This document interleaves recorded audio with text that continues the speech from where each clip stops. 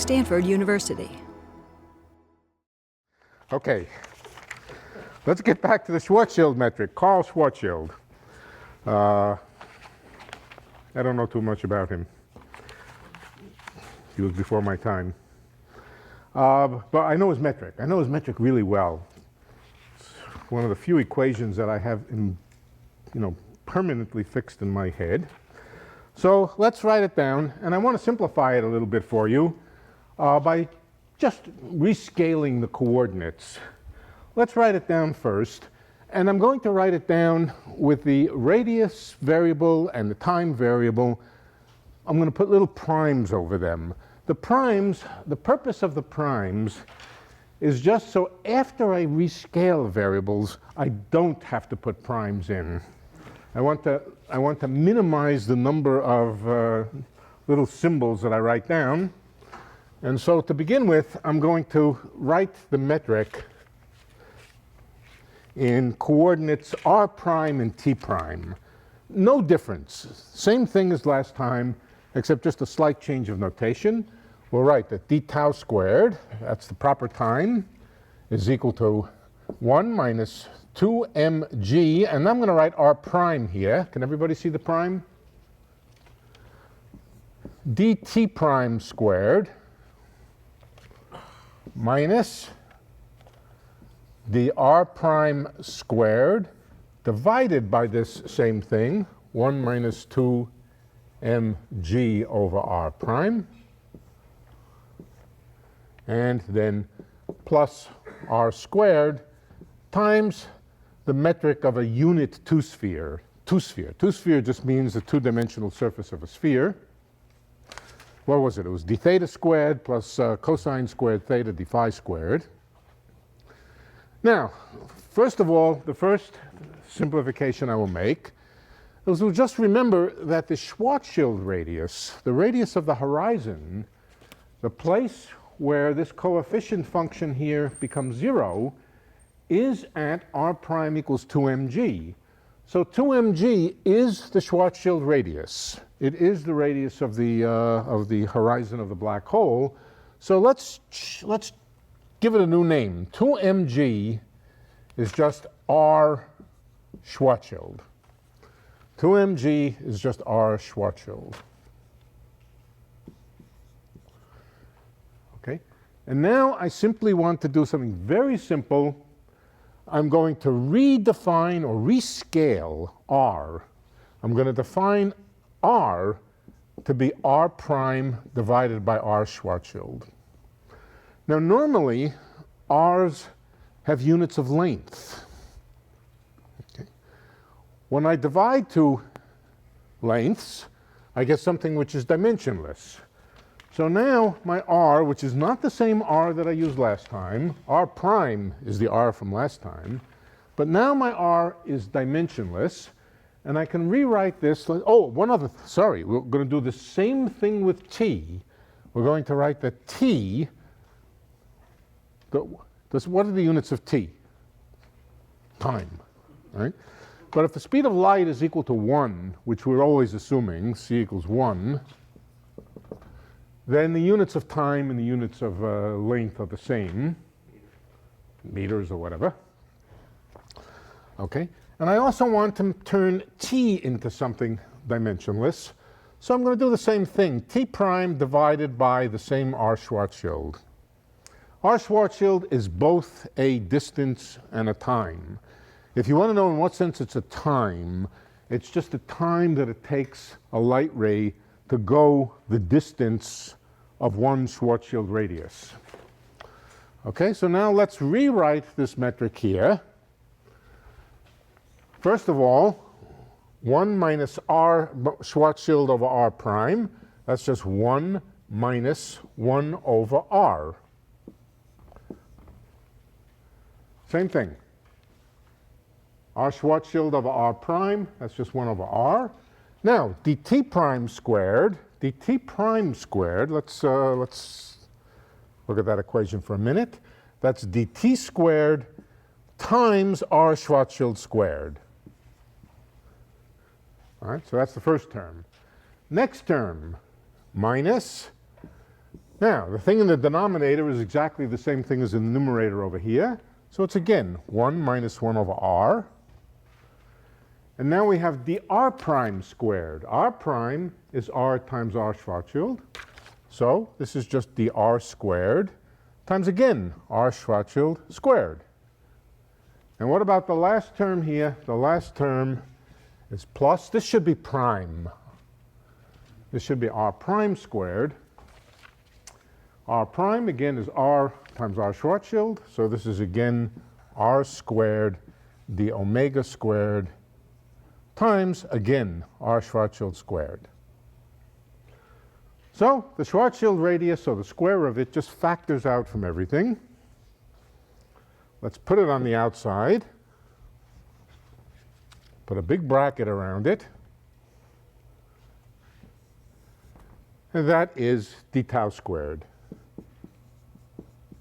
All you have to remember is this simplified version. Of course, what is this? What appears in the brackets? That is the metric that we would have written down if 2mg was equal to 1. If 2mg happened to have been equal to 1, we would have written down this in the first place. What we find out from this exercise is that basically the metric of all Schwarzschild black holes is the same, except for an overall factor which is proportional to the square of the radius of the black hole. In other words, everything in here is dimensionless, carries no dimensions, no meters or anything else. All of the dimensions are in here, r Schwarzschild squared. And for most purposes, in studying the geometry of the black hole, really we can just set r Schwarzschild equal to 1. You know what it's like? It's like studying the metric of a sphere of different sizes.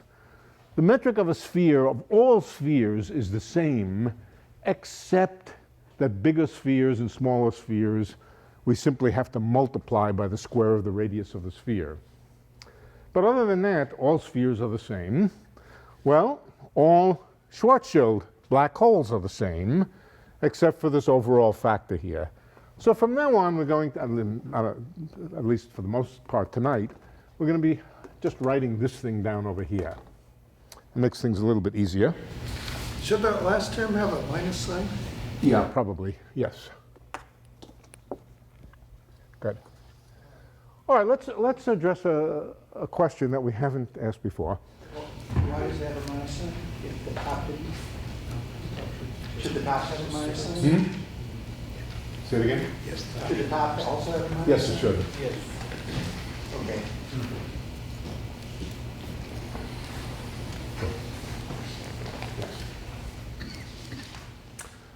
All right, so what about the curvature? You remember the old curvature tensor. Curvature tensor is the thing which tells us that the space-time is not flat. I told you that it's analogous to tidal forces, the tendency for the geometry to distort objects. And indeed it is. In fact, tidal forces are curvature. How big are the components of the curvature tensor, let's say, near the horizon? The horizon corresponds to r equals 1. All right? Well, the first question is, what are the units of curvature?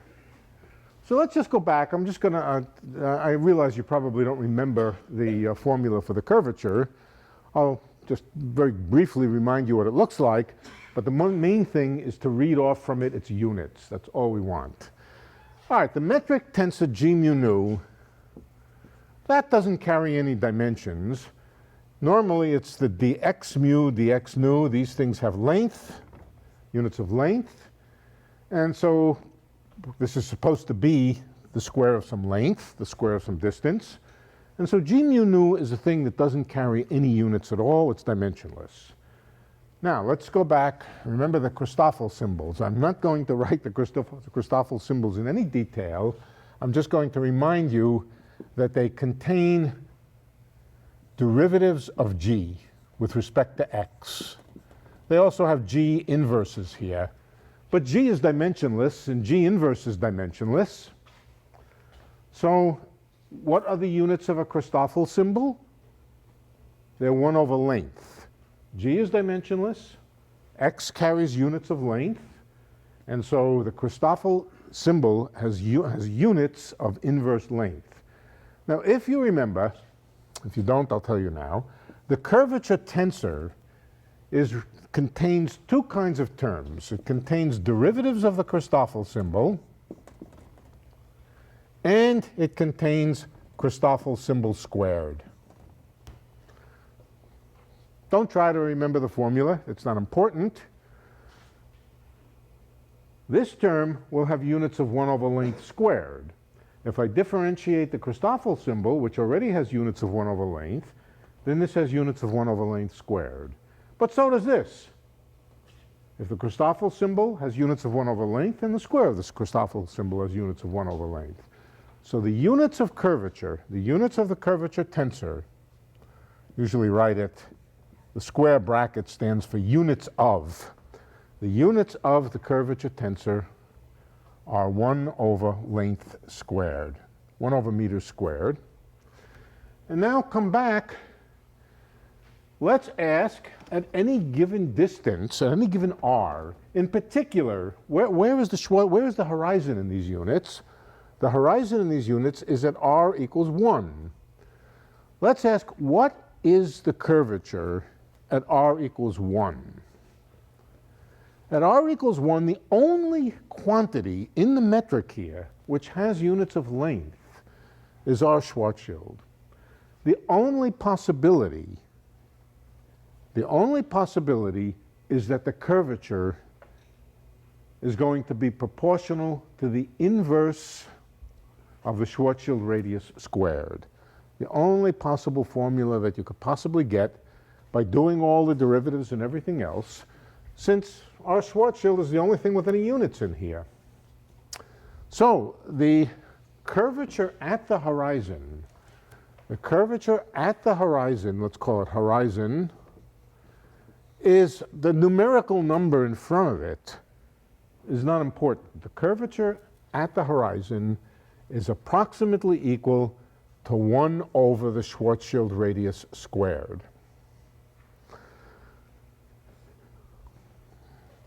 As you move around in the black hole geometry, the curvature at the horizon will always be 1 over Schwarzschild squared times something which may depend on where you are. For example, at r equals, instead of r equals 1, go to r equals a half. If you go to r equals a half, the curvature will still be proportional to the same thing, but in fact it will be bigger, numerically bigger, maybe twice as big or something like that. It's not easy to read off. And as you go to r equals 0, that's where the singularity is, the curvature becomes infinite. But at the horizon, at r equals 1, curvature is 1 over r squared. The meaning of that is the curvature, for the bigger the black hole, the more massive it is. Remember, r Schwarzschild is proportional to the mass of the black hole. The bigger the mass, the bigger the Schwarzschild radius, and the smaller the curvature at the horizon. So the tidal forces associated with a big black hole at the horizon, the tidal forces associated with a large black hole are less severe than the tidal forces at a small black hole. A small black hole is a much worse, nasty thing near the horizon than a very big black hole. All right, that's one observation that you read off directly from this, that the bigger the black hole, the more massive, the less curved it is at any particular r. Next. Now let's concentrate on this geometry.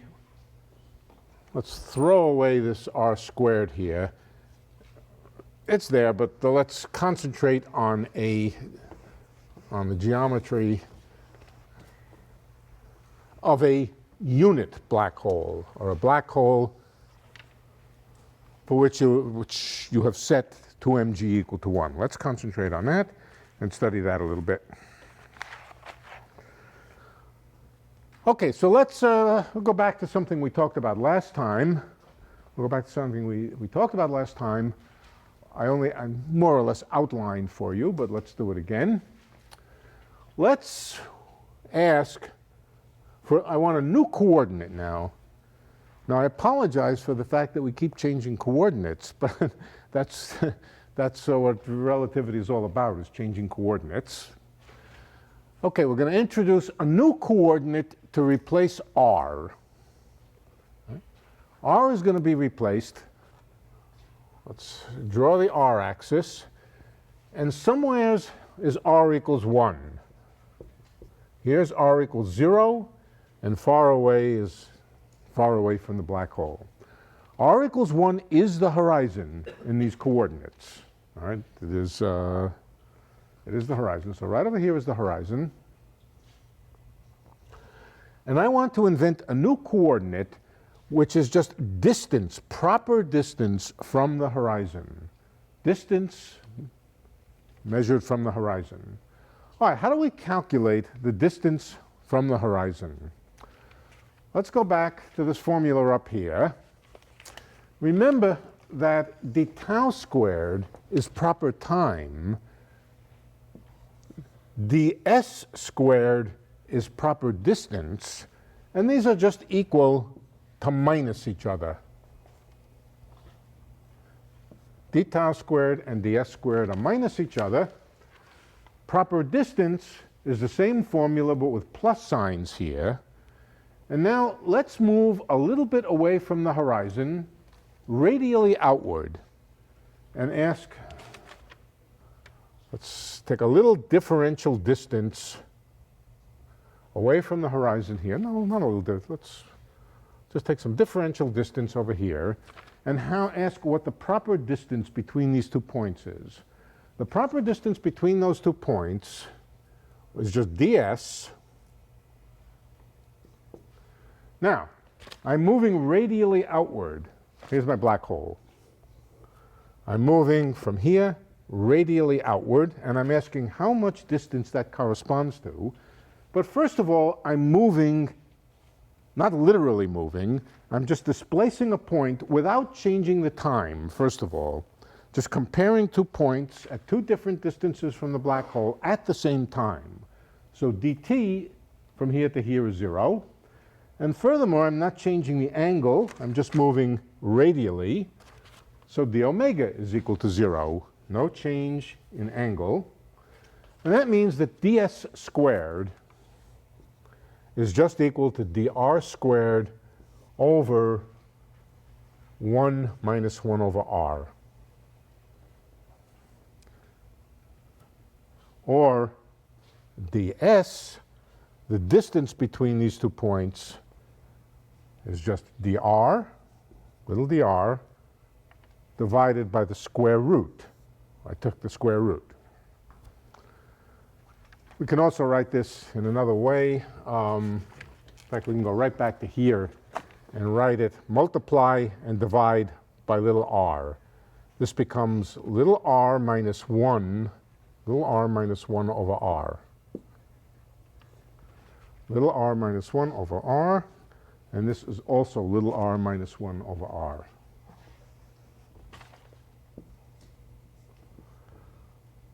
R upstairs. Everybody see what I did? I just wrote that 1 minus 1 over r is equal to r minus 1 over r. That's over here, and over here I just turned it upside down. Okay, so now here's my formula. I can just write it a little bit differently. Square root of r times r minus 1. Let's call the distance, the proper distance from the horizon, let's give it a name. Let's call it rho. Right?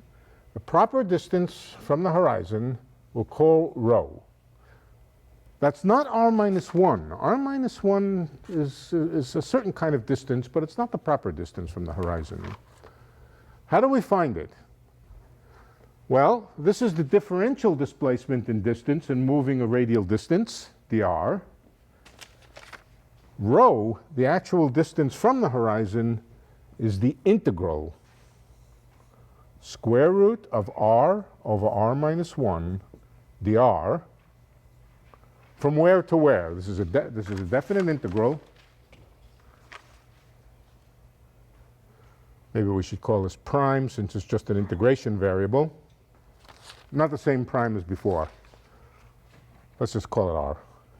What are the limits of integration if I want to calculate the distance from the horizon to some particular point at coordinate r?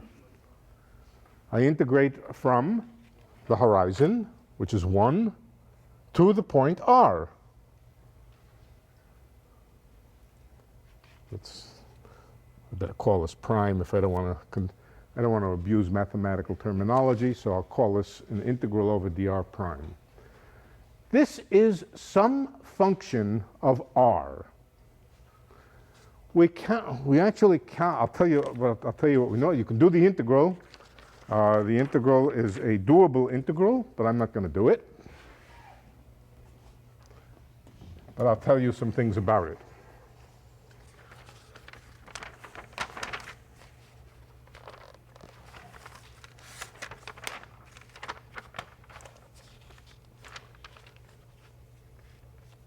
Okay. Rho is some function of r. Let's call it just rho of r. And what's more, the metric over here is also just a function of rho. We know the relations, a relationship between rho and r.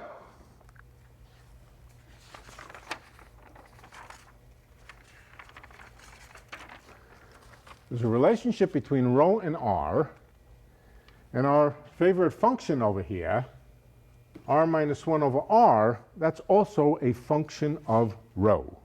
Right? Let's give it a name. Let's wait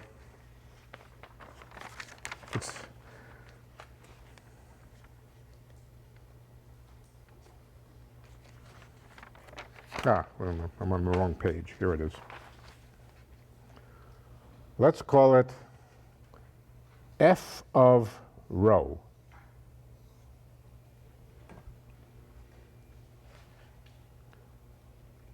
Now, I'm going to cheat a little bit. That's not quite what this is. I'm also going to change the definition of t, but only in a very, very simple way, in an extremely simple way. I'm going to define, this is definition now, omega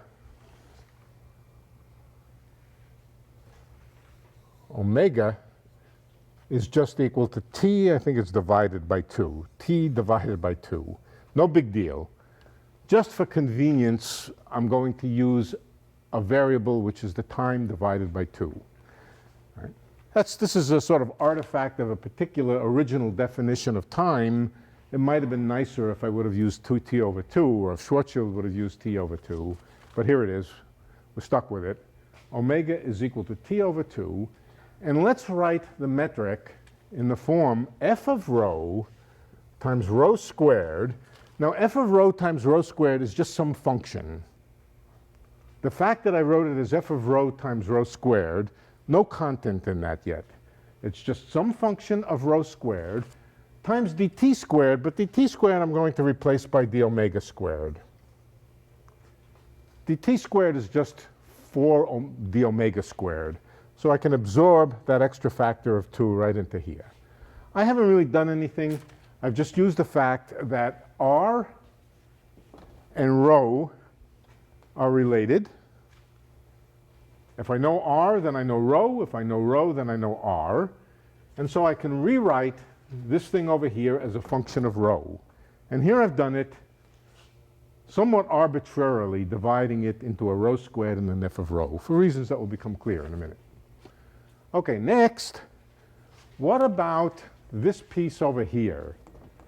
This piece over here looks like it's going to be a mess, but it's not a mess. It's very simple.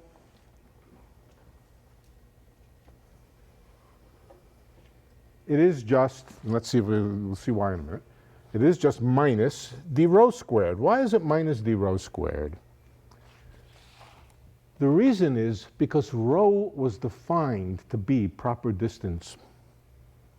And S is defined to be proper distance. Where is it? We did the whole point of changing variable to rho. There it is. Let's take this definition of rho here. What is d rho by dr? d rho by dr is just square root of r over r minus 1. If you differentiate an integral, you just get the integrand. Now square this. d rho squared, dr squared, that's just this thing here. And now multiply by dr squared. d rho squared is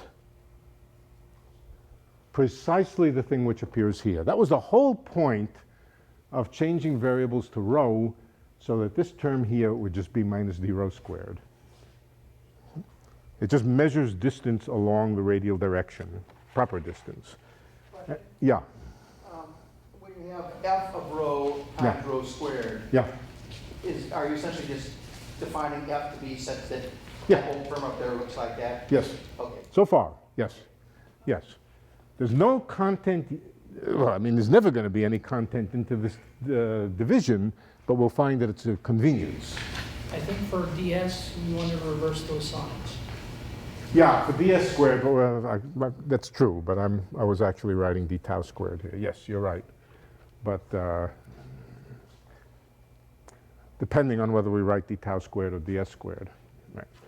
And what about the last term? The last term is r squared minus r squared, but r is also some function of rho. We haven't worked out what it is exactly, but it is a function of rho times the omega squared. It is possible to work out what r as a function of rho r and what rho as a function of r is, but we don't need to. It's the form of this metric, just exactly as it is here, that's interesting, plus a little bit of knowledge about what f of rho and r of rho are like. We actually worked out last time, when you're near the horizon, when you're near rho, where is the horizon in this form here? In terms of rho, what is the horizon? Rho equals 0, because what is rho? It's the distance from the horizon. Right. So rho equals 0 is the horizon. And if you work this integral, it's not hard. Oh, sorry, it's a hard integral. But if you work it out in the vicinity of the horizon, in other words, near r equals 1, you can do that. You can approximate, and you find a simple formula. You find a number of things. First of all, you find that the limit as rho goes to infinity, large or far away, of f of rho times rho squared. Now what is that? What is that? That's basically just the coefficient function here, far away. What is the coefficient function far away? It's r minus 1 over r, which is just 1 far away. Not quite 1, because the omega squared is not quite dt squared. It differs by a factor. What you find is that this is equal to the number 4. So far away, f of rho times rho squared is just equal to 4. That just reflects the metric far from the black hole. Far from the black hole, f of rho times rho squared is just equal to 4. That's one thing. Next, limit as rho goes to 0. Rho goes to 0 is getting right up against the horizon, and it's where we're really interested, trying to find out what's going on at the horizon. F of rho is equal to 1. So close to the horizon, f of rho is just equal to 1, and you just have rho squared d omega squared. You may find that familiar.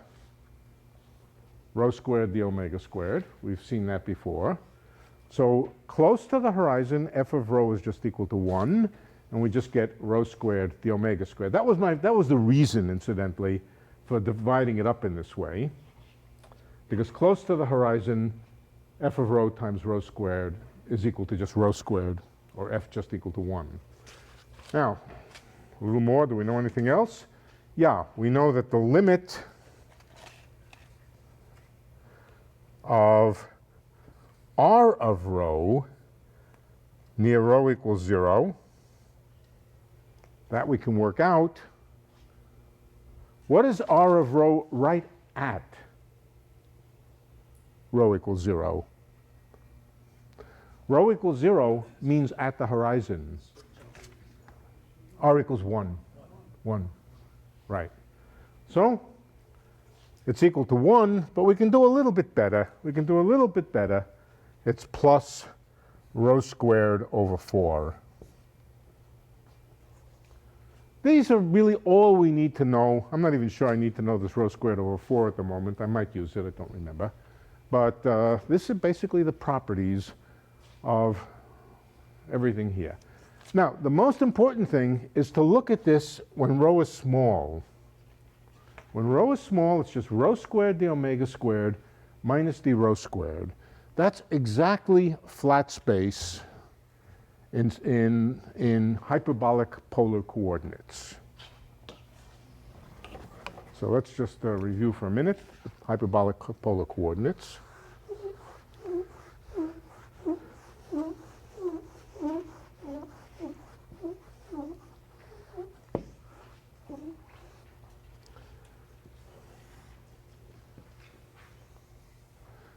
That's the light cone of flat space, okay? And rho squared, the omega squared, no, not that omega, little omega.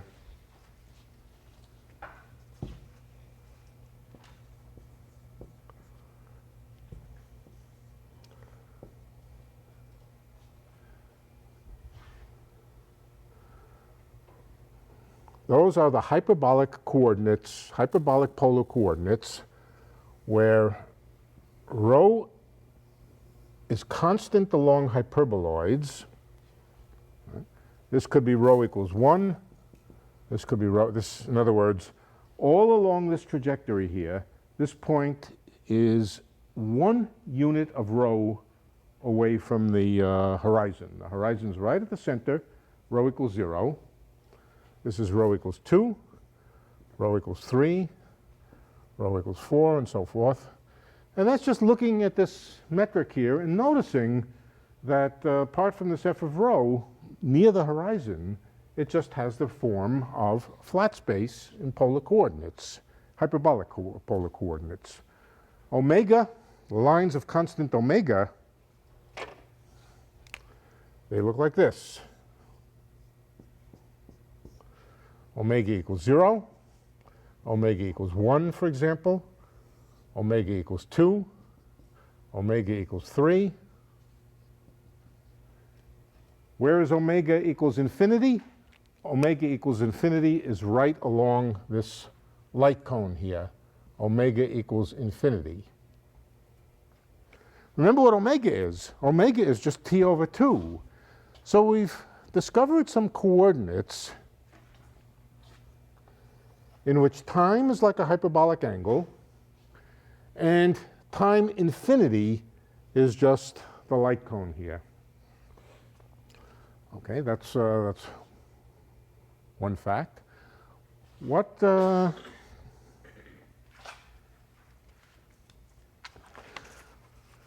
what about in here? In here, we talked about it last time. In here is the place, that's That's where r is less than 1. When r is less than 1, in here, r is less than 1.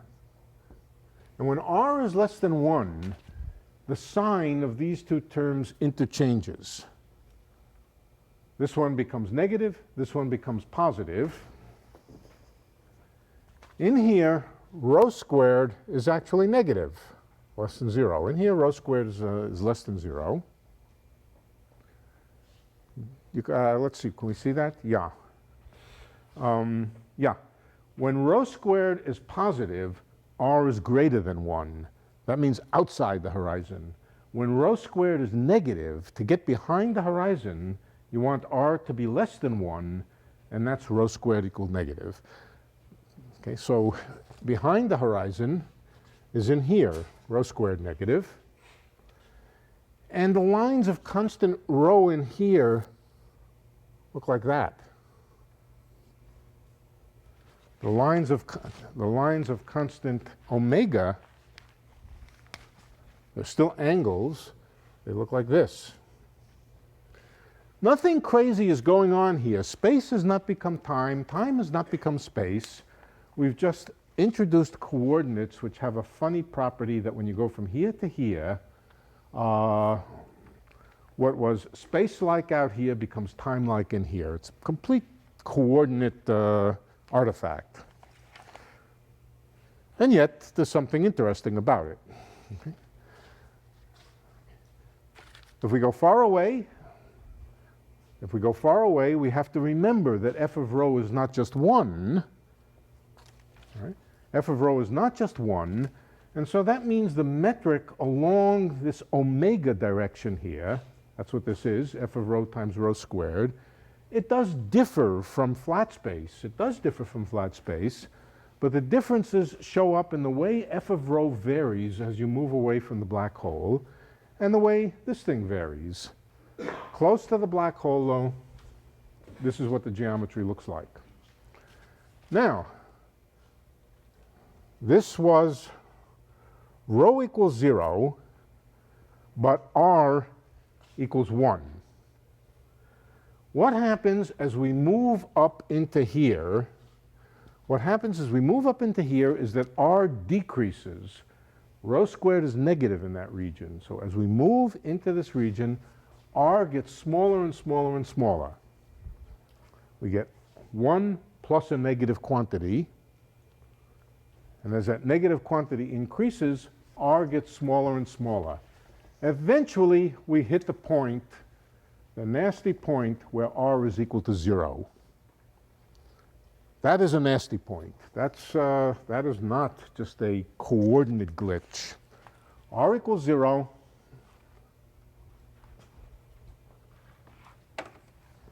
Is over here.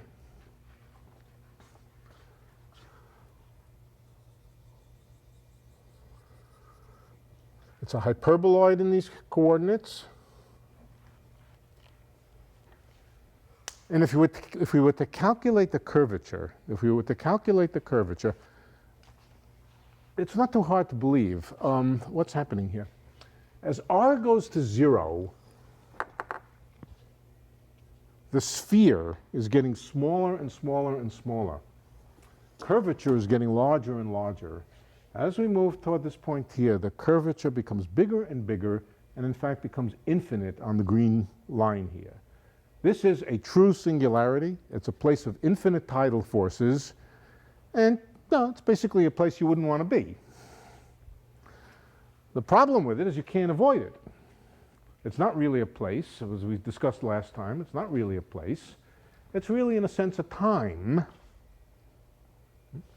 So imagine finding yourself over here somehow.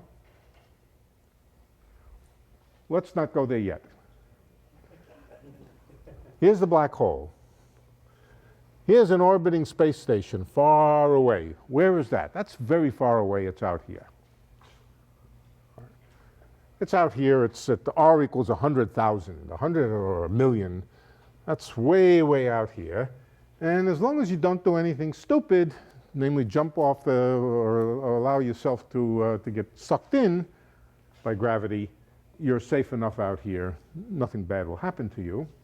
But if you're foolish enough to go and say, I want to explore what's in here, long in the past, jump off the space station and fly in here, you might find yourself in there.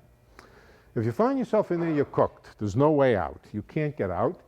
You've passed a point where in order to get out, you have to exceed the speed of light.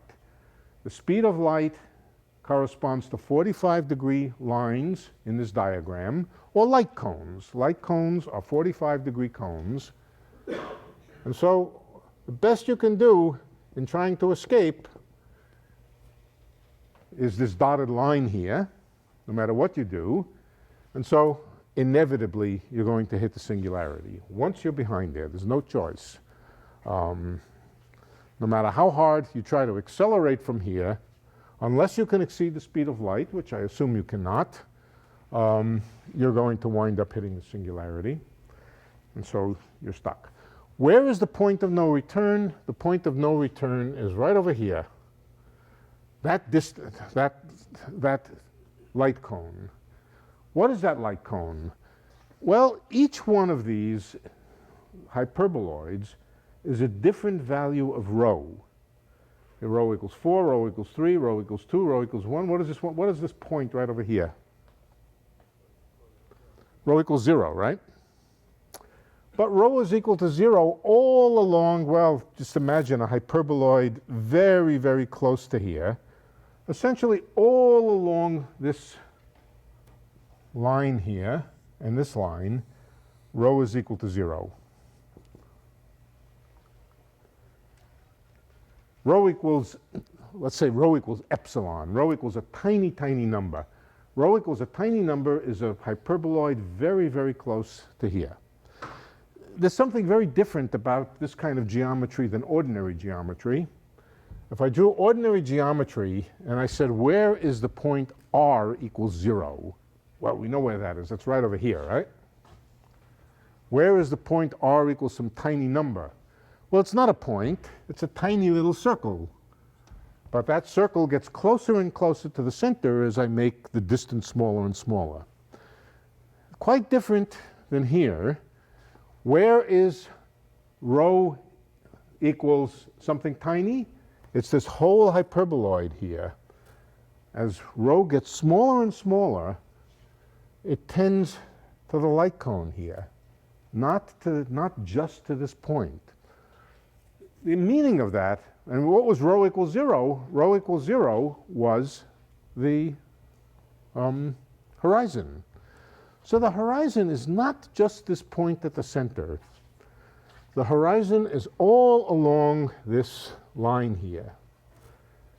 Anybody who finds himself beyond this point is inside the black hole, is at r less than 1, inside the interior of the horizon. And as you can see, just looking at the diagram, they're doomed. They can't get out. They're going to hit the singularity. So the point of no return is indeed rho equals 0, but it's not this point. It's this whole line. This whole thing is the horizon of the black hole. And once you pass it, you've passed the point of no return, and you're doomed.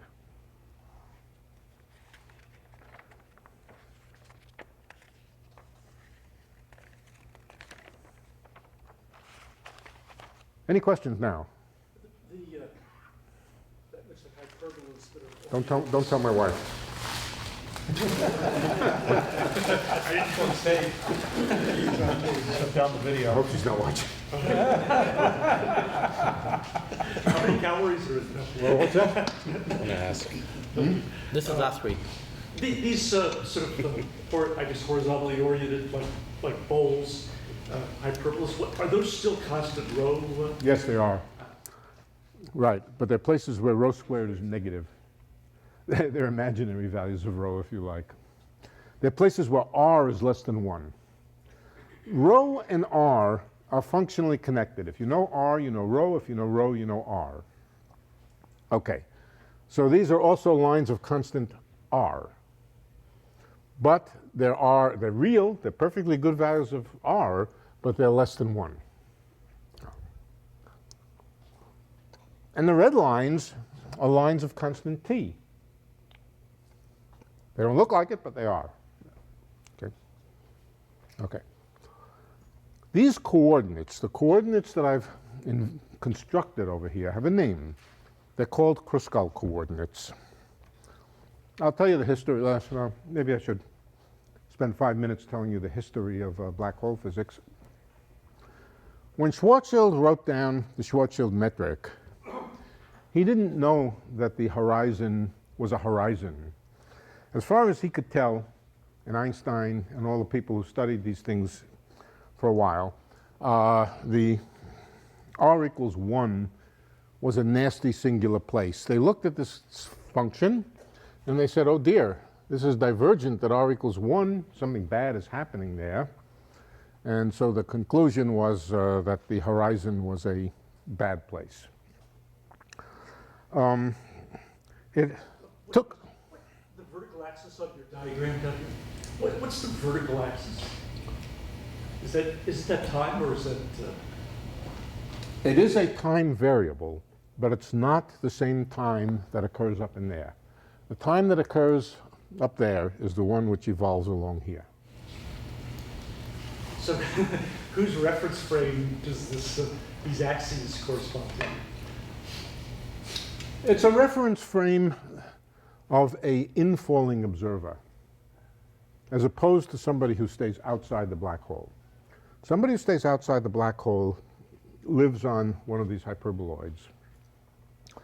Somebody falling in, for example, might find it convenient to use rectangular coordinates in here.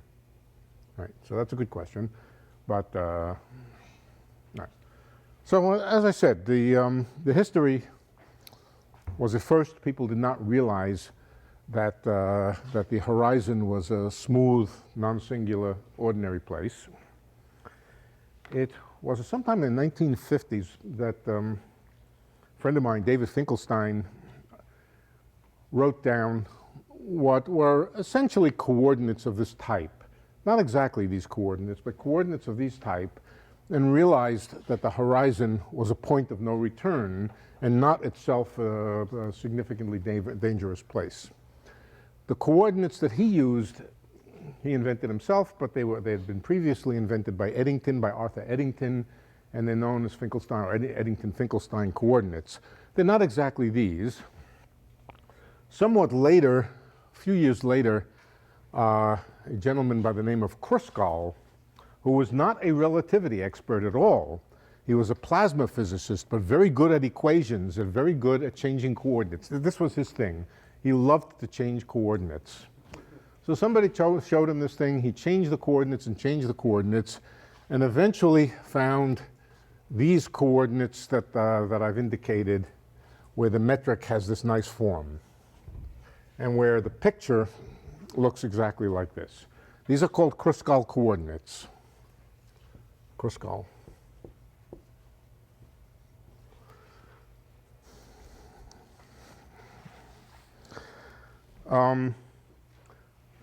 The term for this object was, I think, I don't know what it was called, just a massive star, a collapsed star. I think it was called a collapsed star. It was John Wheeler who called it first a black hole. John Wheeler was a very nice man. He was a very sweet man. He was a good friend of mine, too. He had a kind of side to him which I didn't approve of. He had a politically very conservative side. His political conservativeness, incidentally, did not extend to social issues. His political conservativeness had to do with one thing and only one thing only.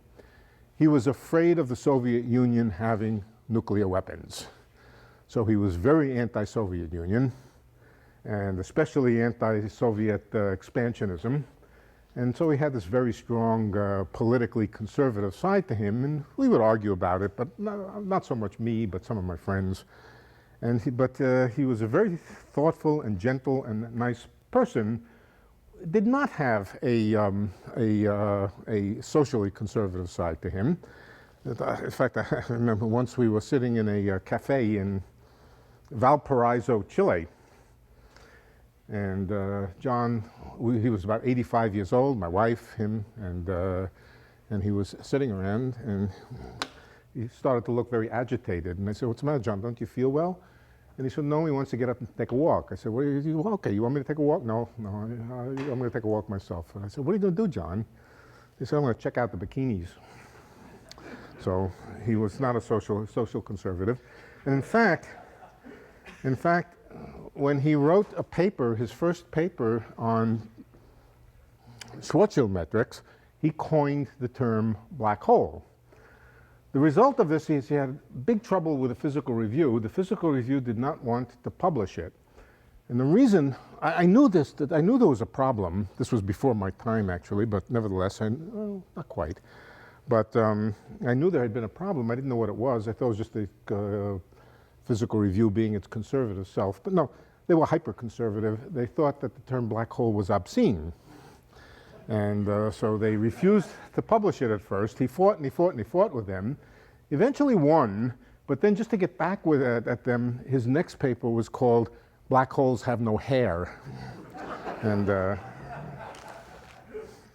was already too late. Well, incidentally, what it means for black holes not to have any hair, I'll tell you what it means. If you take a non-rotating black hole, gravity is so strong that it will always pull it together so strong that eventually, after a very small amount of time, the horizon, even if it starts out being spherically very asymmetric, could be two rocks coming together, very unsymmetric, might start out looking like that. In a very small amount of time, it will pull itself into a sphere and become indistinguishable from a sphere. And John called that property, the property of not having any visible structure or any visible defects on it, he called that not having hair. So the statement that black holes have no hair is just a statement that gravity is so strong that it'll pull any black hole, the horizon of it, into a perfect sphere. If it's rotating, then the sphere can get deformed, can get into an oblate spheroid, but the nature of the oblate spheroid depends only on the angular momentum. So black holes have no hair. Okay. Question? Yeah. We have rho squared equaling a negative quantity. How come we don't see i's, imaginary number of things going on? Oh, you can put them in if you want. You could say if rho squared is negative, then rho is imaginary. Okay. But doesn't seem to come up as a... No, it's because normally you tend to use r. And r is rho squared. Or r minus 1 is rho squared. Or 1 minus r, one of the two of them. Okay. Now, let's talk about things falling into a black hole.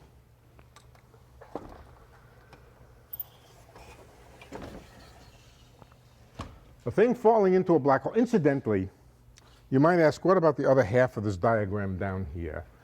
We're going to see that the other half of it down here has no real physical significance. We're going to come to it.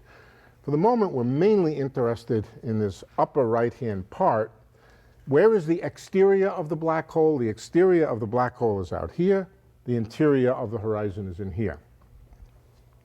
Okay, so let's redraw our picture. And let's talk about somebody falling in. Falling in is Alice.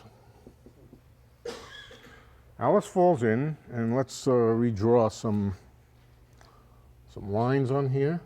She falls in. Those are lines of constant r, but I'm more interested right now in lines of constant time.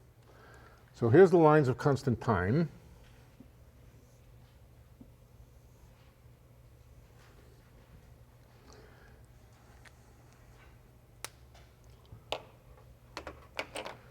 And this one over here is t equals infinity.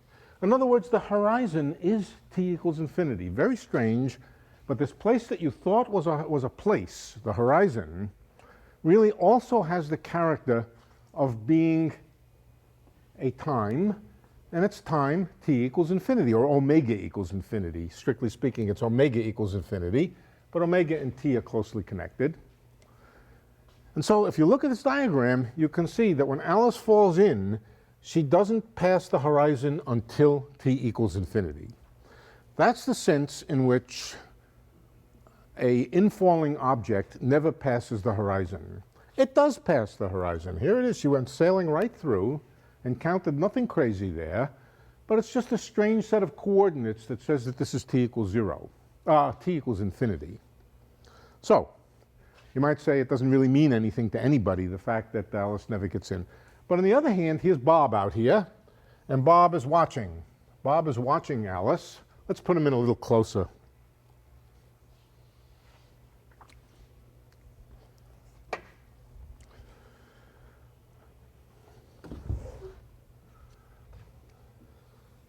Bob moves on. Bob is not going to go into the black hole, ever. He's going to stay out a fixed distance away, and he's going to watch Alice. And let's see what he sees about Alice. Seem to have lost my pen top. Oh well. Here he is over here. Let's put him over here. Here's Bob, and he looks back. What does look back? He looks into the past. He can't see Alice at the instant that he looks at her, that he looks. He sees Alice in the past. He sees light coming from Alice. So he sees Alice over here. Remember, light traveling on 45-degree angles. Later on, over here, he looks back again, and he sees Alice over here. He looks back again. As long as he stays outside the black hole, and he looks back, what he will see is Alice getting closer and closer to the horizon, but never passing it. So in fact, it's not just a coordinate artifact that Alice doesn't go through the horizon until t equals infinity. It's actually what Bob sees. As far as Bob is concerned, Alice never passes the horizon. If Alice, in her own frame of reference, passes the horizon, she can't send a signal to Bob to say that I've passed the horizon. So everything that Bob measures, everything that Bob cares about, everything that he can see, his entire physical observations all involve Alice outside the horizon. She gets closer and closer. So you might say then that Alice gets closer and closer, and as she gets closer and closer, all of her parts get closer and closer, and that's what she does. On the other hand, as far as she's concerned, nothing very special happens. She just goes through the horizon. Next question. What if Alice is watching Bob? Let's ask now. It's quite apparent from this diagram that when Bob watches Alice, he sees Alice slow down. Alice simply takes an infinite amount of time to get to the horizon. All of her clocks, as far as he can tell, all of her clocks just slow down and slow down and slow down. So she just seems to asymptotically slow down and approach the horizon.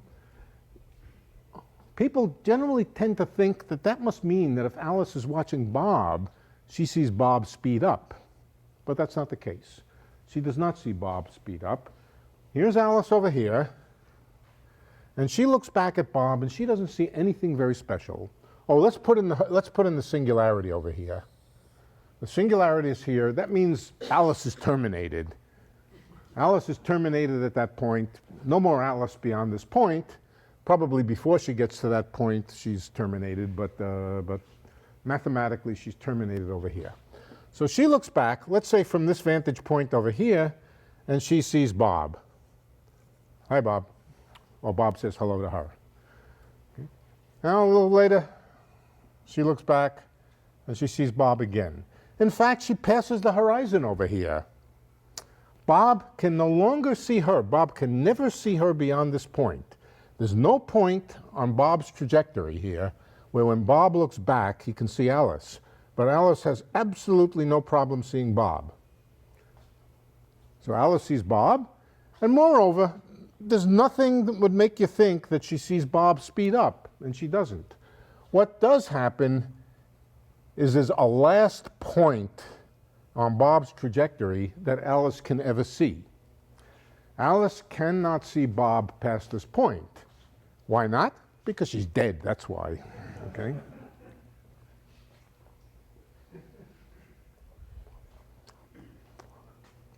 So there's a complete asymmetry.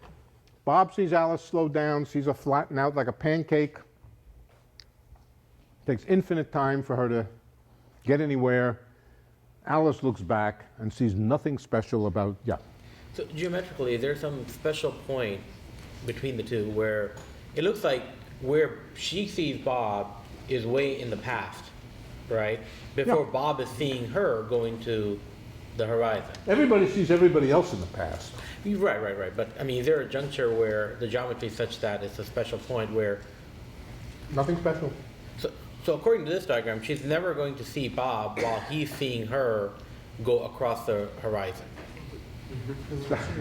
Right. She will never see Bob at the time when he sees her go through the horizon. That's partly because he never sees her go through the horizon. But, right. But more than that, he can never, she can never see him after that point. So, but again, not because he's hiding or because he's accelerating, just because she's terminated. There. Right. One question, is this, I mean, if I'm Bob and I understand all this general relativity and so on, but I say to myself, well, I can't see her falling in, but I know she's already fallen in, or is it? No.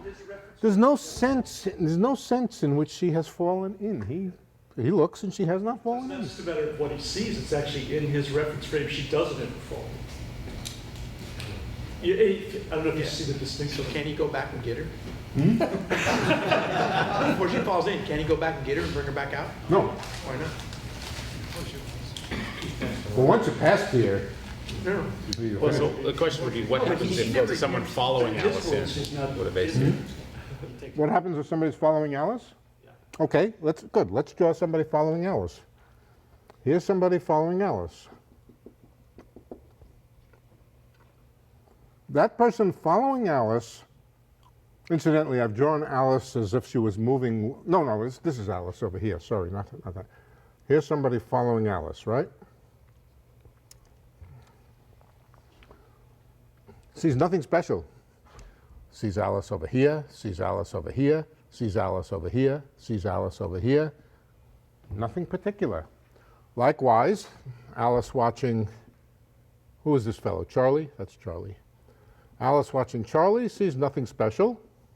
Of course, both of them eventually get terminated. But if Charlie is following Alice in, nothing special at this point. It's only Bob, and this is a consequence of the fact that he's that he has to accelerate to stay outside the black hole. If Alice is falling in free fall, and Charlie is following her just behind her, they're just in free fall. They talk to each other. They can hold hands. They can have a conversation. Conversation can go back and forth. Yeah, Alice says something to Bob. Bob says something back to Alice. Alice says something to Bob. And of course, so did I say Bob? Yeah. I meant Charlie. Alice and Charlie have a nice conversation. Now, Alice can look back and hear Bob's half of the conversation. Well, maybe not hear, but in any case, see Bob's half of the conversation. But once Alice gets past this point, Bob cannot receive anything from Alice, ever. So it's completely asymmetric. So if there was a hoop going in and then a basketball followed right after a minute, what would Bob see? He would see the hoop going in through he would see the basketball going in through the hoop? Because it's kind of getting superimposed. I'm not sure where your basketball and your hoop are. No, the question is, Alice goes in and Charlie follows right after a minute, let's say. What does Alice? Bob see? He sees, Sorry, we have Alice, Charlie, and Bob. Who's doing what? Alice falls in, Yeah. Charlie follows her or not? Charlie follows like right after her. Right. And what does it appear to Bob on the outside? It appears, Once they've passed the horizon, Bob doesn't see them all together. no, but Bob never sees either one of them. Bob never, no, right, Bob never see, oh, I see what you're asking. Right, good. Yeah, so what it looks like to Bob is Alice, here's Charlie, and they're both moving toward the horizon. Alice is first, so she gets contracted according to him first. Charlie is still moving, he's a little bit contracted. And then a little bit later, Alice is getting squashed flat. Maybe a lot later, Alice is getting very squashed. Charlie is right behind her. And he just sees them fall in with Charlie getting closer and closer and closer, right behind her, but never catching her. Question. We're watching them get flatter and flatter as they move towards the horizon. But isn't that the opposite of what you would guess would happen based on tidal forces? Tidal forces would tend to switch in the other direction? Right. Remember, so the bigger the black hole, we're thinking about, all right, there's an important point here. When we're talking about all of this and all of this stuff happening near the horizon, we were assuming the black hole is big enough that, or that Alice and Charlie are small enough that tidal forces don't affect them very much. Okay, so we're not looking at tidal forces in that. We're not looking at tidal forces, right. We're imagining a very, very big black hole. Incidentally, that black hole would have to be very big.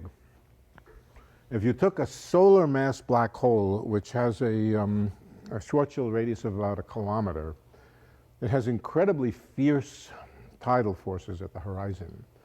It's not very big. It's not very big.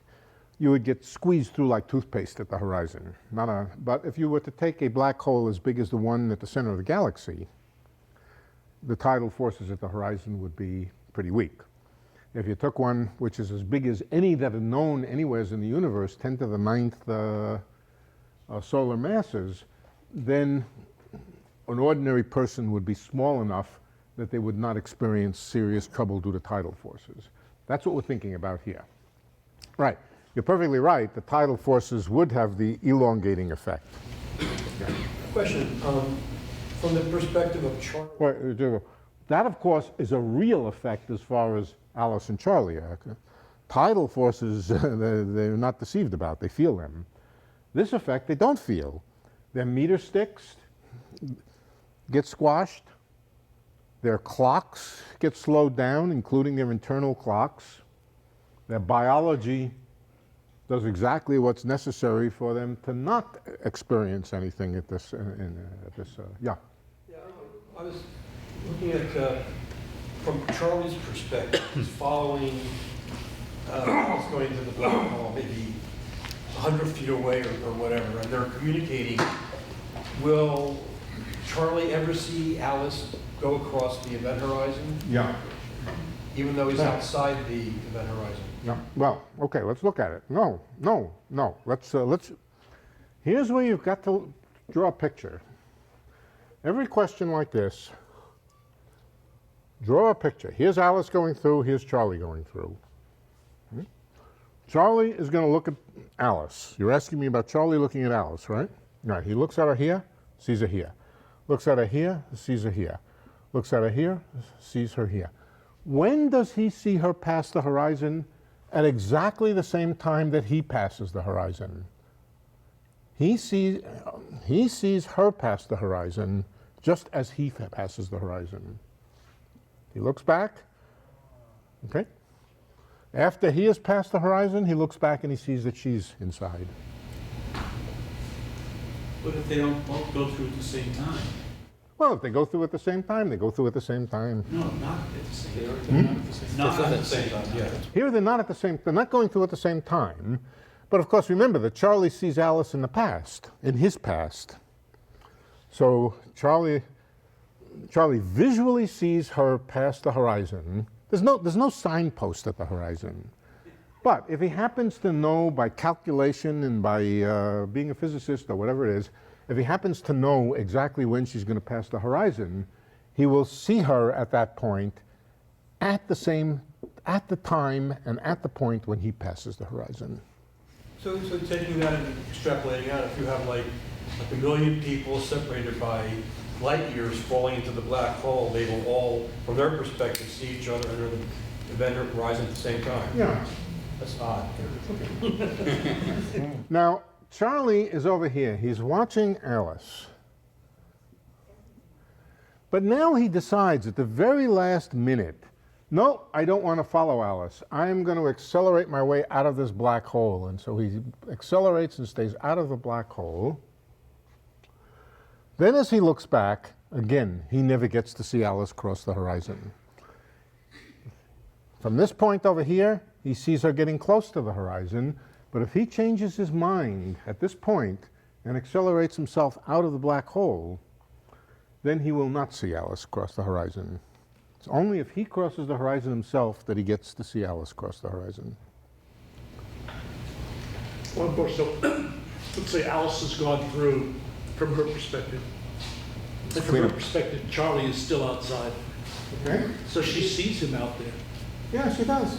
Once he gets inside, once he's inside the black hole, it seems like from his perspective, he and Alice are at exactly the same radius.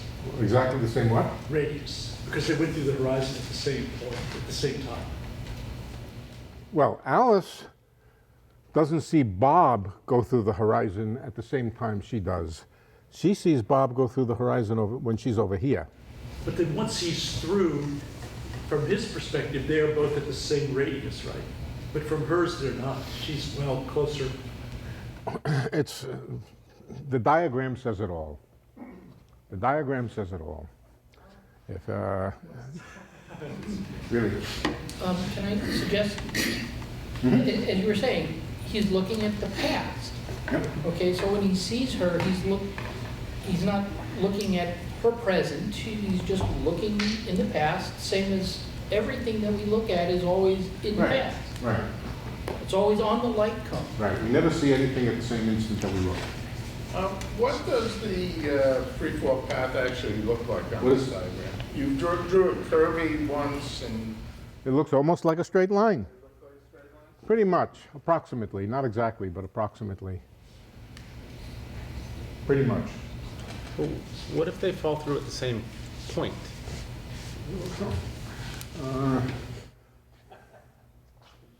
Then they're Democrats.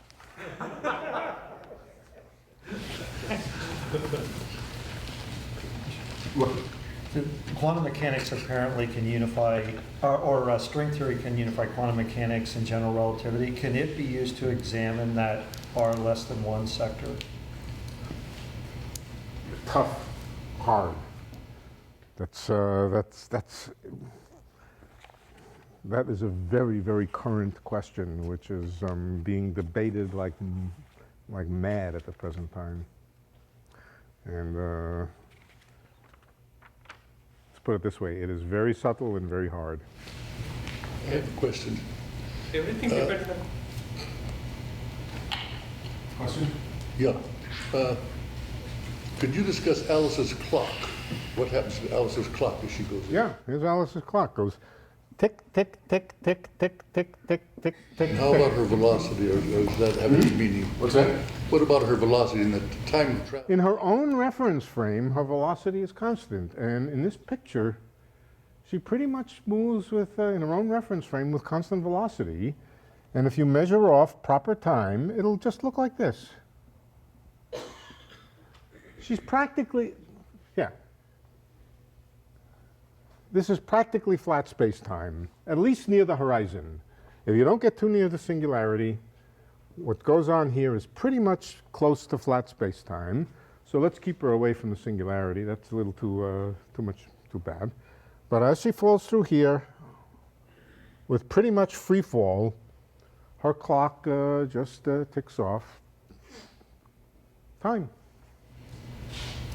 So if Bob is accelerating fast enough to not fall in a black hole, he'll never see her falling. But if he's accelerating not quite that fast, he'll cross the event horizon at the same time. So there's, What's that?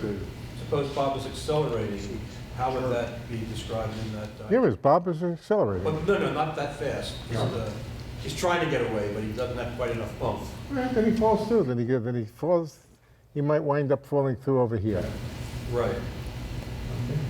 Okay, so. Now, if he falls through late enough, if he falls through very, very late, let's suppose he falls through way out here, then he looks back, and what he sees is Alice just after she passes the horizon. He doesn't have much time. He gets terminated pretty quickly up here, and so he doesn't get to see much of Alice after she passes the horizon. He's watching her, nothing strange about her, but he gets terminated very quickly. So from Alice, well, in watching Alice, Bob will just barely see her cross the horizon, not before she gets killed, but before he gets killed.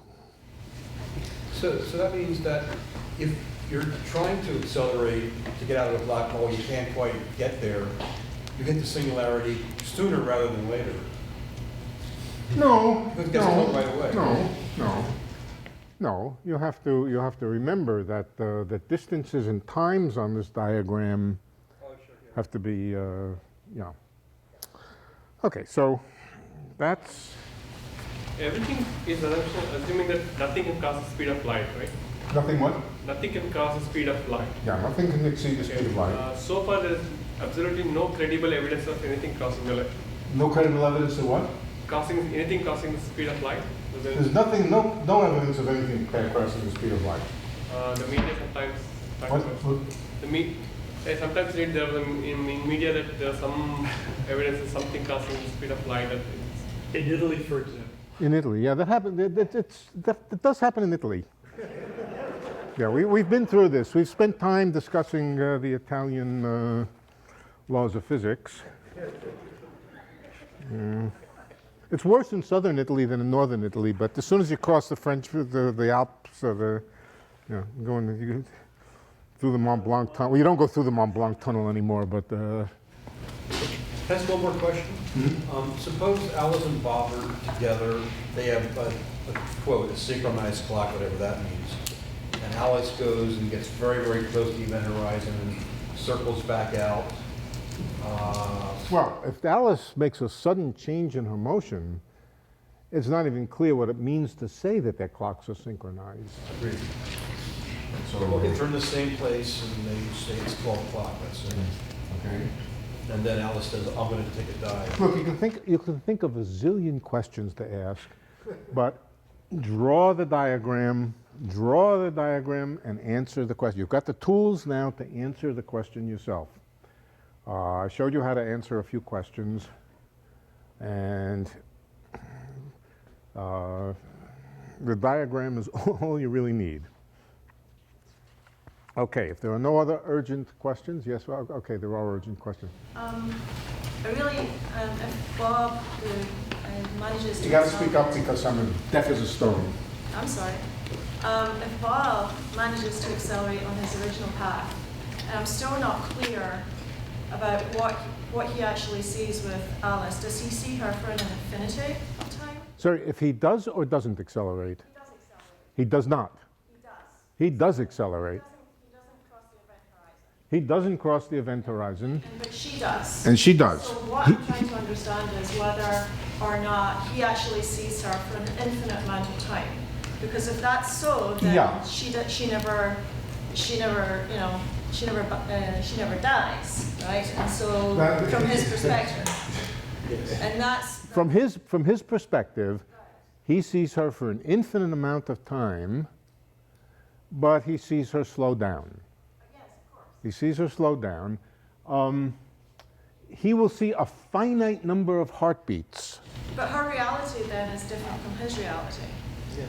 Well, I don't know what reality is. A loaded word. It's a loaded word, and we can come back to that question of what is real and what is not real, but the figure, for example, tells us there is a sense in which Bob sees Alice die. Okay? Think about it. He's watching her and he sees a finite number of heartbeats. It takes an infinite amount of time, and over that infinite amount of time, he sees a finite number of heartbeats. That means in him watching her, most of the time, her heart doesn't beat. So in some stupid sense, he might conclude that her heart, unless he said to himself, oh, I know she's crossing the horizon, but just in terms of watching her, she slows down and her heart stops. Not quite, but slows down to almost, so you might say that Bob sees Alice die at the horizon. But of course, that's to some extent just an artifact of the fact that he's accelerating away from her. She is perfectly happy until she gets near the singularity. Okay, yeah. So from Alice's perspective, as she's falling through, until she falls through, every bit of matter in that black hole is all on the surface, right? Until she falls through. Well, you're asking what she sees? Yeah. Well, I mean, just, it seems like what she sees is she falls through just the same how all the other matter falls. Exactly the same as Charlie following Alice. Charlie following Alice, until Charlie here passes the horizon, he sees Alice outside. So she sees everything on the surface, or just about in some sense, yeah. In some sense, yeah. Right. That's right, until she falls through. But she doesn't see anything very unusual. Charlie doesn't see anything unusual about Alice. He just sees Alice going about her business, and at the point where he crosses the horizon, remember, nothing special happens when he crosses the horizon. There's no signpost there. He just goes on his merry way, she goes on her merry way, and he sees exactly what he would have seen if there was no real black hole there. It is true that he does not see her cross the horizon till the point where he crosses the horizon, but that's okay. I mean, nothing special happens there. What's the view from the other perspective? Which other perspective? From Alice looking back to Bob. We just did that. Here's Alice. Here's Bob. Alice looks back and sees Bob, sees Bob, sees Bob. Nothing special until she hits the singularity, and then she doesn't see anything anymore. But is there a sudden clarity? Like basically when Alice is just outside, all the things that have fallen in before she did are all smeared on the horizon. And all of a sudden she gets to the other side. Now she sees chairs and dinosaurs. No, she doesn't see anything. She doesn't see anything sudden happen. Exactly the same as Charlie sees nothing happen to Alice when he crosses the horizon. Doesn't see anything special. Well, so where's all that matter that she was seeing on the surface before she went across? As she's falling in, she sees it fall in. As she's falling in, it crosses the horizon. With her. Well, she sees it. She looks back in time. She says, look, she knows that things don't move faster than the speed of light. So she looks back, she watches this stuff fall in, and she says, I know that stuff fell in a long time ago because it's been traveling with the speed of light. Right? So she's not deceived into, well, she might be deceived, but if she knows anything about light, she will know that the stuff fell in before she did. Yeah. Okay. Are we happy?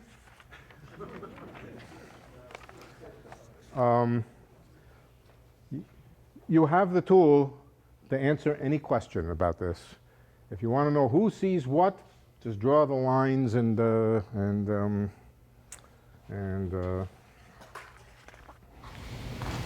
One final question, maybe.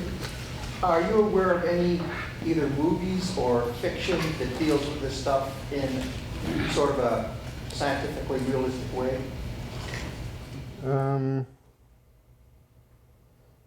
You mean movies of somebody falling into a black hole? There are, and I don't. You might try Andrew Hamilton. Andrew Hamilton, I think, has made some simulations of what it looks like to fall into a black, what it looks and feels like to fall into a black hole. Of course, I say nothing special happens, but of course, that's right. But the light that's coming at you is coming at you in very peculiar and funny ways, okay? Don't blame me if you watch one of these simulations and get very nauseous. I mean it. I have seen some of them. I can't remember where. They're not very illuminating. You won't get much out of them, but it might be fun to watch one. But they really are disorienting if you're in a big room with one of them in front of you. It makes you seasick. Okay.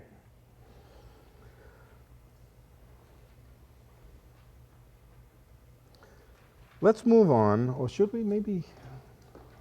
Well, we can do one of two things. We can either move on, or we can ask some more questions. But there's something repetitive about the questions that, what does Alice see? What does Bob see? What does Alice see? What does Bob see? What does Alice see? So let's break loose from that. I think this is a little different question. Yeah, good. What's the significance of the apex of the light cone there? Which one? Where? Right in the middle. Here? No. Here? Straight across. Here? Yeah. Ah. Okay. Nothing much, because in fact, a real black hole that's formed, for example, by stellar collapse or something like that, this isn't even on the diagram. Only a portion of the diagram up here is relevant. So that is where I would go right now if we want to go forward, or next week. This is a sort of idealized black hole, but a real black hole which forms by collapse, only a portion of this diagram means anything, and in particular the part down here doesn't. Yeah. As stuff falls into the black hole, its mass gets larger. Its mass gets larger? Why? Because mass is falling in. Oh, the mass of the black hole gets larger. Yes, that's true. And therefore, the Schwarzschild radius is getting larger. Yes, indeed. What's happening to the things on the surface there? They aren't. Which surface? Which surface? Near the surface of the original surface of the black hole. You mean the horizon? The horizon, yeah. And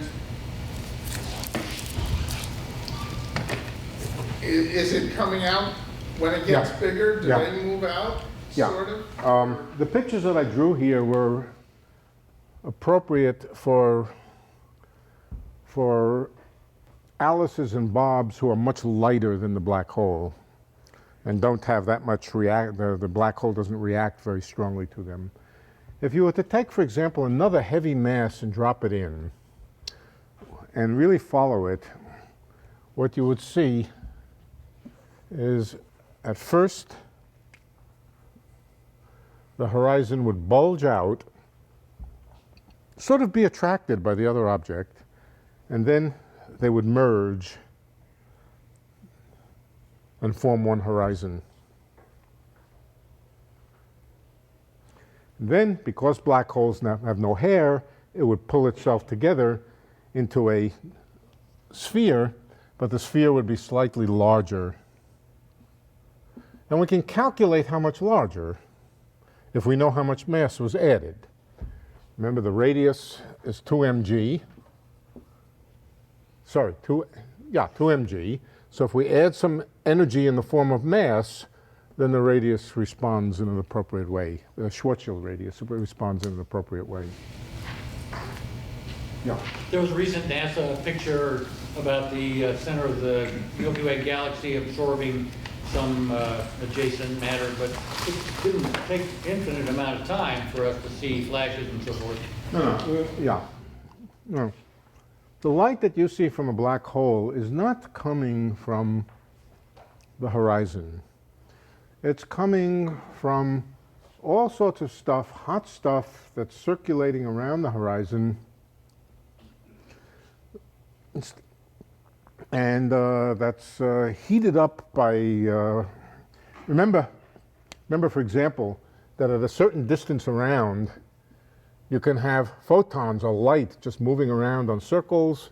All sorts of very complicated collisions can take place. We're not, in a real black hole, there's stuff out there. It's not just a black hole in empty space. Here we're pretty much talking about a black hole in empty space. There's all kinds of stuff out there. There's an accretion disk, all sorts of things falling in. And what you see is not really coming from precisely the horizon. It's coming from outside the horizon. So, Regarding the mass falling in on the horizon, growing out to meet it, I think you've said previously that the black hole re-equilibrates essentially at the speed of light or something like that. they equilibrate very, very fast. Almost at the speed of light, yeah. Very, very fast. Right.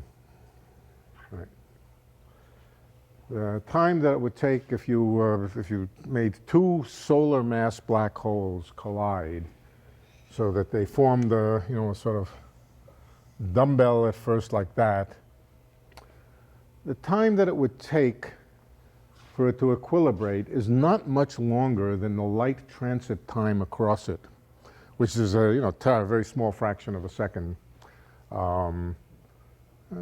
Maybe 10 or 100 times the light transit time. What's the light transit time across a 1 kilometer black hole?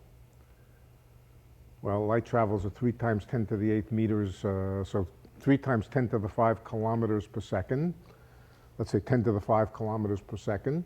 So 10 to the minus 5 seconds for light to travel across a solar mass black hole.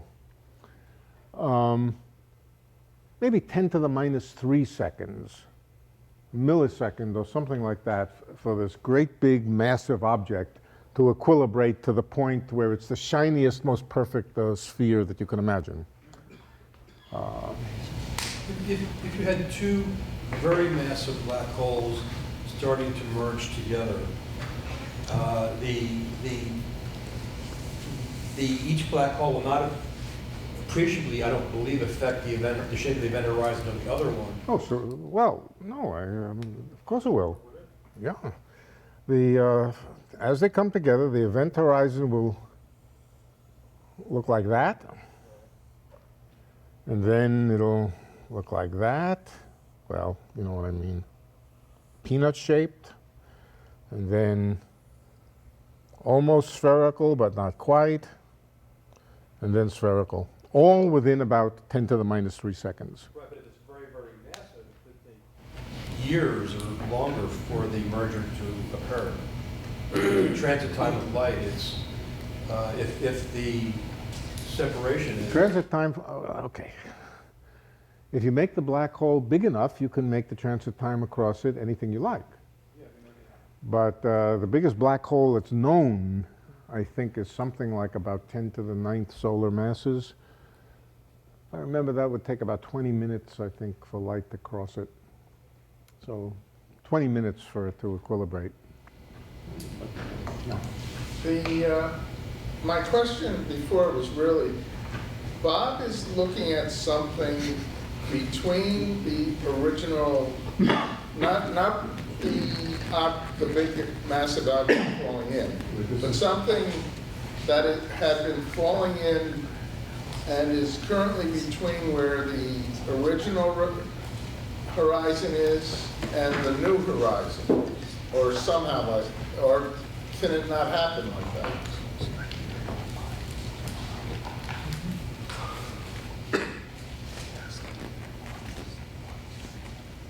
What will happen if Bob carries, or Alice carries a heavy mass, let's suppose Alice carries a heavy object in and crosses the horizon over here. And what will happen? No, I'm thinking something else. Martha falls in. Martha falls in, yeah, good. And what happens to, what does Bob see happen to Alice? Where is Alice? Alice is falling in somewhere else on the horizon. Here or here? You want it before Martha or after Martha? Before. It's not really a spatial dimension. You only have one spatial I know, dimension. so we only have that much, we only have a bit of flexibility in drawing pictures. So let's decide, do we want Alice before Martha or Alice after Martha? Okay, before. Okay, so here's Alice, right? Okay. Now, we haven't got to the point where we can talk about what happens to the black hole when something falls in, but I will tell you. No, you know, I won't. Keep the question in mind for next week. Okay.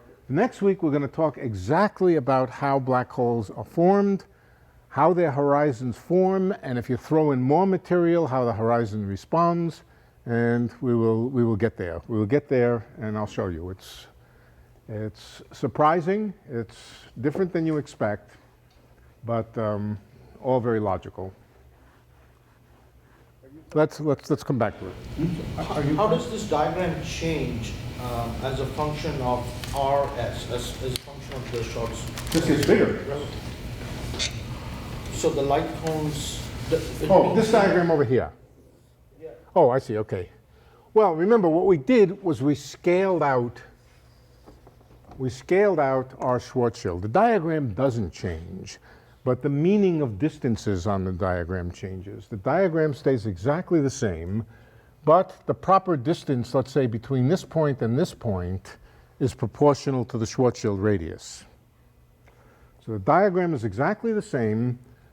It's just like having a sphere. Supposing you had a sphere, two spheres, the moon and the Earth.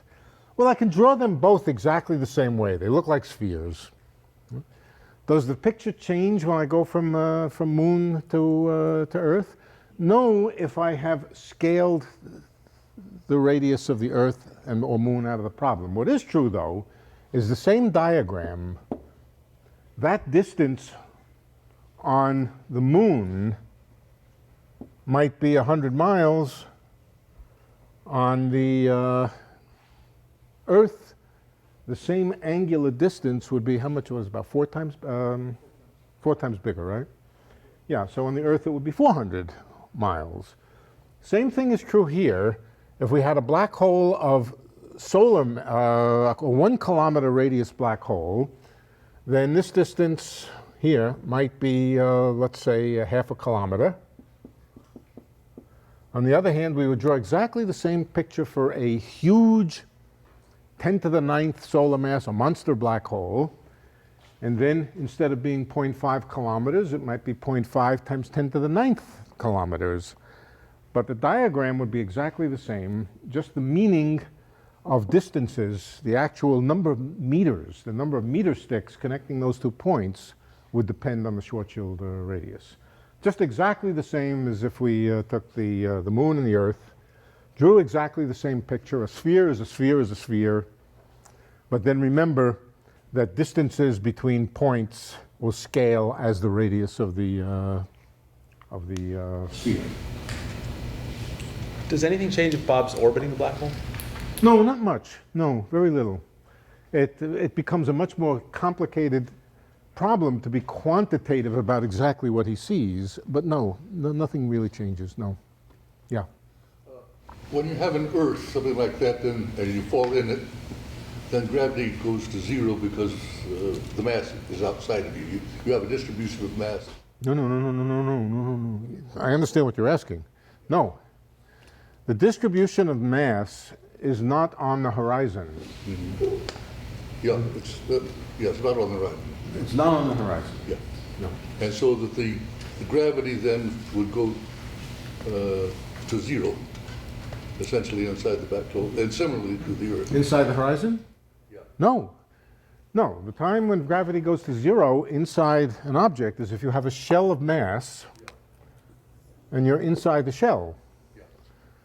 No, there's no shell of mass at the horizon. No.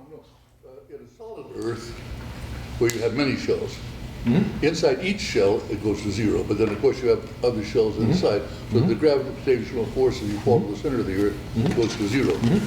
Now how about the distribution of mass inside of a black hole? It's all at the singularity, all of it. All of it, yeah, all of it. It's like having, it's the analog of having a point mass. So that there is no inside and outside. Except perhaps for travel time in the very recent time. Except for what? Travel time in the very recent time. I mean, Alice is not at the singularity until she gets there. Yeah, So you're all right, but you don't get to, if you had a point mass at the origin, you don't get there till you get there. But if you're out here, that doesn't mean that there's no gravity. Oh, no. But I mean, there might be other masses, the masses which are in the process of falling in. Have not Okay, reached there. good. We're going to talk about that next time. We're going to talk about exactly that next time. So keep these questions for next time. You're asking about the questions of of the evolution of the black hole as it forms. We'll get there. We'll make a very simple construction of a black hole forming, and you'll be able to see everything happening. So, There's no way you can even measure the angular momentum of a black hole, right? say it again.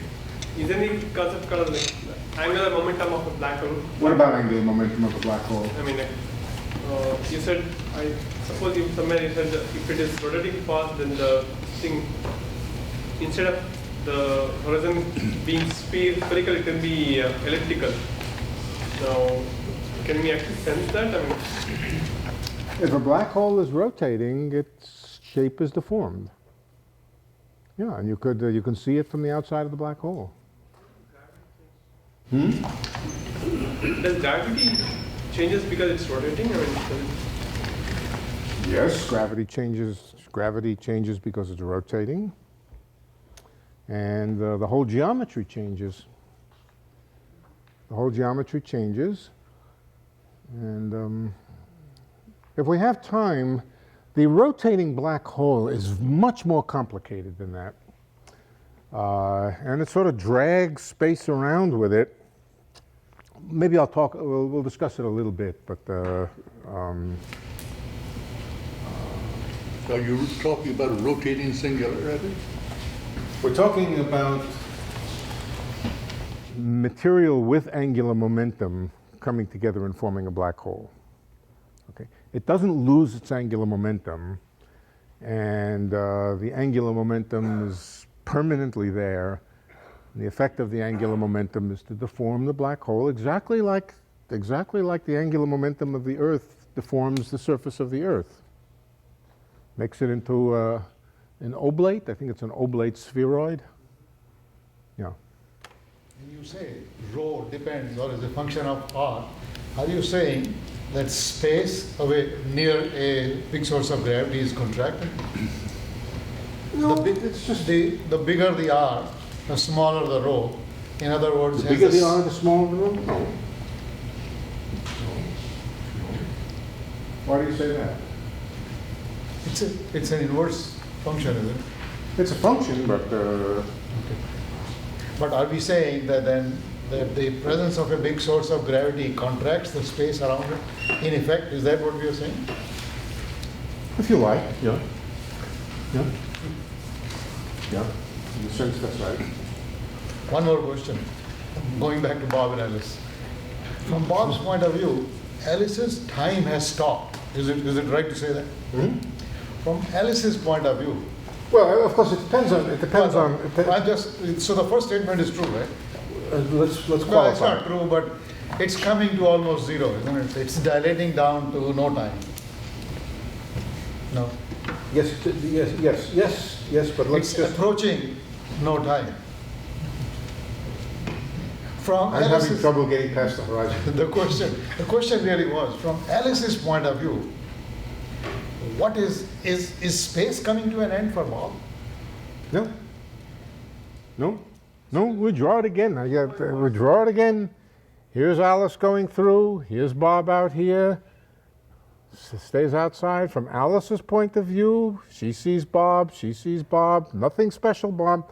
It's just when she gets to here, she doesn't see Bob after that. Not because anything happened to Bob, because something happened to her. That's it. Just draw the diagram, draw the light cones. She sees him over here. Hi, Alice. She sees him over here, She sees him over here. She never gets to see him over here. Again, not because anything happened to him, but because she's no longer there. Although these shouldn't be straight lines, isn't it? Don't they? Which one? This? The light from Bob to Alice shouldn't be a straight line. The light would The then light curve. from Bob to Alice. The light going from Bob to Alice Yeah. is not traveling in straight line. It curves because of gravity then. And Not in moves these away. coordinates. Not in these coordinates. Not in these coordinates. In these coordinates, it's straight. In these coordinates. Will you be returning to Einstein's field equations? Yeah. Of course. Yeah. Yeah. They're not as much fun as doing this. Yeah.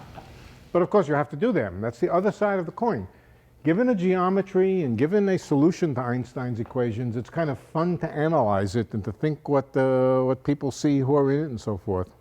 The other side of the coin is to say, if you had some material, how do you solve Einstein's equations, mass collapsing or whatever, how do you solve Einstein's equations to find out what the geometry is?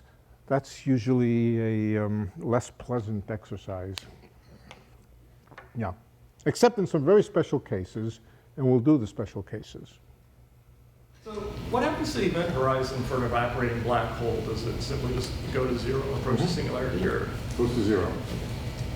Well, what happens is the singularity and the horizon merge. Everything just shrinks, and it shrinks down to the point where the horizon just comes in contact with the singularity, and then. It seems like any stellar type black hole would be spinning. Are there thought to be any macroscopic ones that aren't spinning naturally? Well, that's a good question. Very, very unlikely. How many black holes are there in the universe?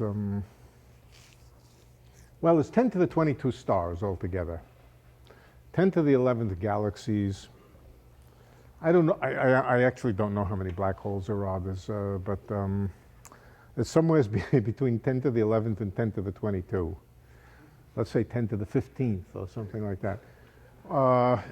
Of course, no object is going to have strictly zero angular momentum. When you say zero angular momentum, you mean within some tolerance it's pretty unlikely that a black hole would have such a small angular momentum that you wouldn't notice it. And the reason is this. First of all, stars rotate. Almost anything will have some angular momentum. And when it collapses, you know, you've seen the skater pull the arms in and speed up. Same thing happens when the black hole collapses. Even a relatively small amount of rotational motion will get escalated into a very rapid rotation. So it's very unlikely that there's a black hole out there with such small angular momentum that it would be undetectable. So is the singularity spinning at an infinite rate?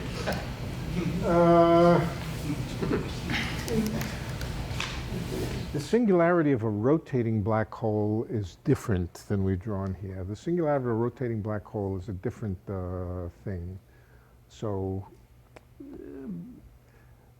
I would say no, that it's not rotating with an infinite velocity, but infinite angular velocity. We might cover this later on, but are black holes formed by condensation of existing matter, or do they come into existence by quantum nature? No, they come into existence by stars collapsing, ordinary material. So it's existing matter that collapses, and that's the gravity. When a star runs out of fuel, the thing which is supporting it and keeping gravity from contracting it is the heat flowing out through it.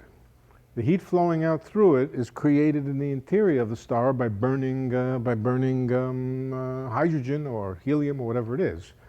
When the star eventually runs out of fuel, the forces, the radiation pressure that's keeping it from collapsing disappears, and it contracts. Now, depending on how heavy it is, it might contract to a white dwarf. That's a more or less ordinary thing. It's pretty dense, but it's still made up out of nuclei and atoms and so forth. If it's yet heavier, it might collapse into a neutron star. That's a very, very compact object, but it can still support itself. The material is still strong enough to support itself against gravity. If it's yet heavier, then it can't support itself against gravity, and it just goes and falls past its own Schwarzschild radius. Once it falls past its own Schwarzschild radius, then it's doomed. Once any part of it, or once a part of it gets within the Schwarzschild radius, then it just collapses.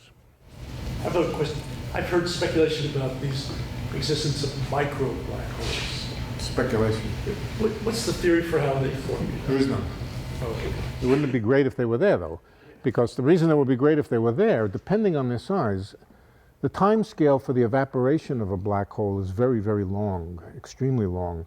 It's faster for small black holes and slower for big black holes. If you would like to see a black hole evaporate, it better be small. And so if black holes were formed, in particular, a black hole of about the mass of Mount Everest or something like that, would have a lifetime before it completely evaporates, which would be about the age of the universe. So if there was a mechanism to form such black holes, we might be seeing them evaporate now.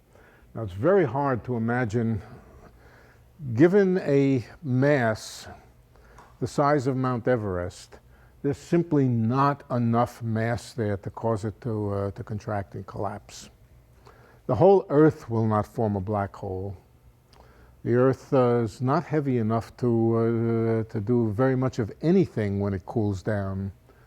The Sun will not form a black hole. At least it's not thought that it will form a black hole.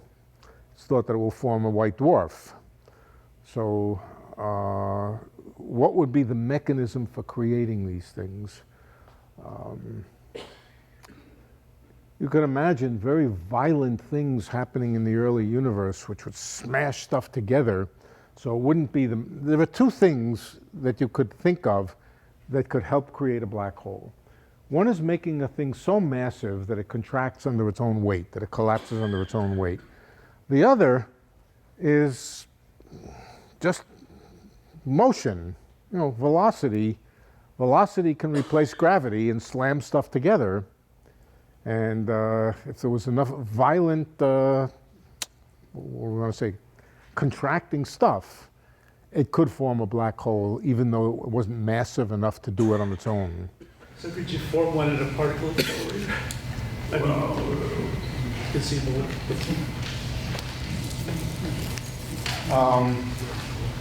What kind of particle accelerator? I mean, is there any conceivable... The smallest black hole that makes any sense is a black hole of about a Planck mass. That's about 10 to the minus 5 grams. To create particles colliding with that much energy would, if you were to take slack and just lengthen it, you'd have to make it about as big as the galaxy or something like that. But yes, in principle, the answer is yes. In principle, by slamming particles together hard enough, you could make a black hole. We're going to get into the Einstein equations and how that relates to expanding universe and dark energy, dark matter, that kind of stuff. Was that a question? Pardon? Was there a question there? I couldn't Yeah, tell. are we going to be talking about those kind of things? Yeah. Okay. Send me a question. Is there going to be time to talk about entropy at all? Not this quarter. I don't know if we'll even get to the things that gentleman said this quarter, but we'll see. We go where we go. If not this quarter, next quarter. Do you already cover gravitational waves? We did not. Are we going to cover those? Can't tell. I can't tell. We go from week to week, and however much. I got about a quarter done tonight that I intended to. Right. But that's fine. I mean, it's good. It's good. I don't regard that as a problem as long as everybody is learning something. Okay. We're ready to go. For more, please visit us at stanford.edu.